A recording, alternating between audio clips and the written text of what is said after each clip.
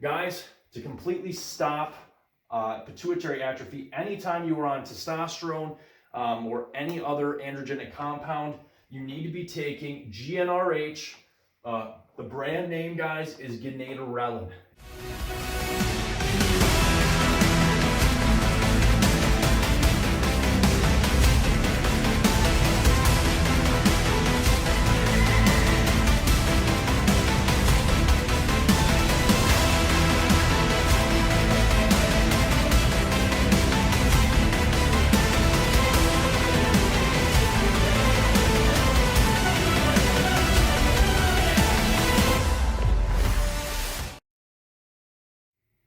Yeah, what's going on, guys? So Spartan here, nutrition training hormone expert and Prometheus Pro bodybuilder. Guys, today we're going to be answering more of your submitted questions. This question is on steroids, TRT, and fertility. This person wants to know how to maintain fertility when on steroids or TRT. Guys, I'd like to note that if steroids are not legal in your country, go and get a prescription from your doctor for either HRT or TRT. And even if they're legal in your country, I would highly recommend, guys, you are at least monitored and talking to your doctor about this, just because there's so much that can happen with hormones, and keep your health and safety number one. So having said that, guys, let's move forward. All right, guys, so not a lot of people are going to talk about this. In fact, I don't see anybody talking about this in the bodybuilding, fitness, athletic world. So guess what? We're going to talk about it. So what am I talking about? I am talking about, in specific, pituitary atrophy, and that's what we're going to start with. Pituitary atrophy. Everybody's always talking about testicular atrophy. We don't talk about the actual gland which stimulates the testicles. Nobody talks about pituitary atrophy. So we're going to do exactly that. We're going to talk about both today, starting with pituitary atrophy. All right, ready? Let's go. So pituitary atrophy. Basically, I explained this in another video. Go ahead and watch my video on how the male body produces testosterone. I'm going to give you a brief recap, and then I'm going to answer this question. So basically, in the male body, the hypothalamus secretes GnRH, which is gonadotropin releasing hormone. GnRH travels super short distance to the pituitary gland, which is also in the center of the brain, stimulates LH and FSH. These two hormones travel to the testicles and also throughout the whole entire body, but they stimulate, LH stimulates the Leydig cells in the testicles to produce testosterone, whereas FSH, follicle stimulating hormone, attaches onto the Sertoli cells to produce sperm. Now, the thing is, guys, is that clinics will typically now, most doctors, most HRT clinics are super on top of this. Whenever they give out testosterone, they give you HCG to keep your testicles from atrophying. Well, the problem is, guys, is that even if you stop your treatment, you get off the testosterone and HCG, your testosterone production doesn't go back. Why? Because they have failed to take into account pituitary atrophy, and that's what we're going to talk about. So, pituitary atrophy. The first step in the link, first chain in the link, if you will, starts with the actual endocrine gland, such as the pituitary. The pituitary releases growth hormone along with LH and FSH and a complete myriad of other hormones, but we're going to focus on testosterone. So pituitary atrophy, this occurs, guys, after long periods of time. We're not talking a couple weeks. We're talking if somebody has been on testosterone or any other androgenic hormone for, man, it's hard to say, but anywhere over 6 months. If anybody has been on that over 6 months, the part of the pituitary that is releasing luteinizing hormone and follicle stimulating hormone is kind of dormant. It's just, they're resting. They're not ready to go into action. And this is why HCG alone will never restore fertility. It will never restore, or not fertility. It will actually at high doses, but it will never restore the pituitary side of things. So, guys, to completely stop pituitary atrophy, anytime you are on testosterone or any other androgenic compound, you need to be taking GnRH.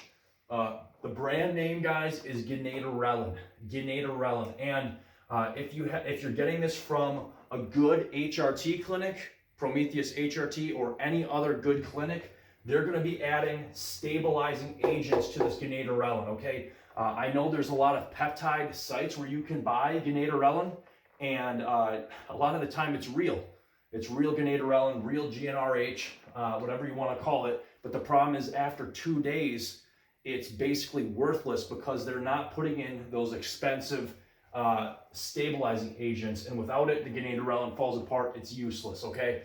So having said that, guys, GnRH, ganadorelin, 50 micrograms twice per week. If you do this, guys, 50 micrograms twice per week of ganadorelin, this will absolutely completely stop any pituitary atrophy from taking place. You will keep your pituitary gland charged, going, and also, guys, you will feel way, way, way better just because LH and FSH actually attach onto other glands in the body and other parts of the brain and can actually stimulate appetite and mood and other things like that. I noticed this myself, and I noticed a huge, huge change when I started GnRH, also known as ganadorelin. I do want to point out, guys, this is actually super important, but I want to point out that not all hormone replacement clinics, not all clinics are going to offer you GnRH or ganadorelin. You know, there's a handful of really good clinics that will, but most clinics have not caught on to this area yet. They're far behind in the research.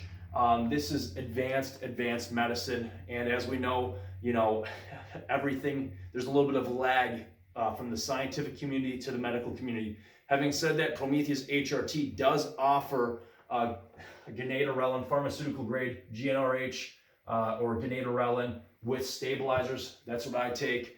And even if you don't want to go to Prometheus HRT, guys, find a good clinic that you can get GnRH from, and I promise it will completely blow your mind on how good you can feel on HRT or TRT for that matter. Guys, moving on from this, from pituitary atrophy, we're going to move right into testicular atrophy. So let's go. So after we have addressed the pituitary, we're going to address testicular atrophy. Now, if you're taking, let's just say you're taking 200.